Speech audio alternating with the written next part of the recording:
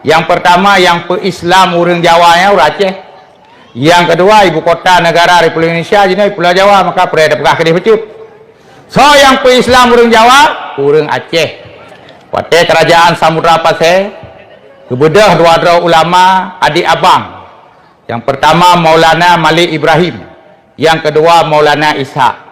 Bandua ge abah Islam Pulau Jawa. Jawa Timur kejap. Hanya jauh Jawa Tengah nak kerajaan Majapahit iwi ulet. Ke paju samping, jauh Jawa Timur. Tu ke Jawa Timur Maulana Malik Ibrahim dikenal dengan Sunan Gersi.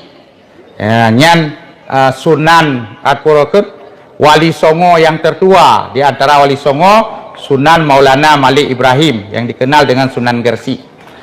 Kemudian adik konyan Maulana Ishak kawin dengan Raja Jawa dengan Putri Sekarwangi.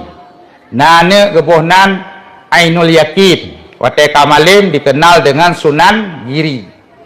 Alian Maulana Malik Ibrahim Uno Sunan Gersi nane gebohnan Said Rahmatillah. Ya, sampai ke Dewa Madura ke Islam dikoknya. Maka Said Rahmatillah dikenal dengan Sunan Ampel. Kemudian Sunan Ampelnya nane kedua dua Malim, Sunan Bonang dan Sunan Rajat.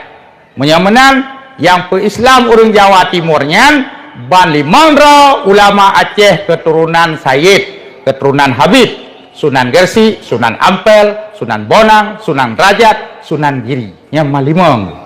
Jadi sampai orangnya ada kantong NU hidih di Jawa Timur.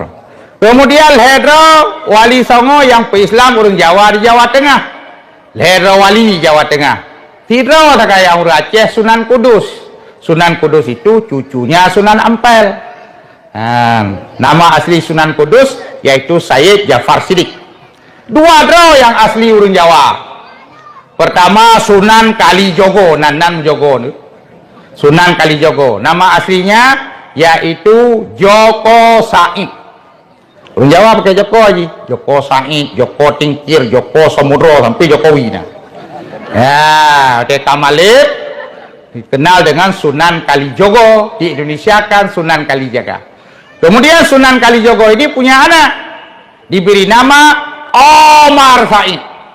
Karena orang Jawa punya Umar, Omar. Nah, Wate Kamalim itu kanan di Sunan Sunan Muria.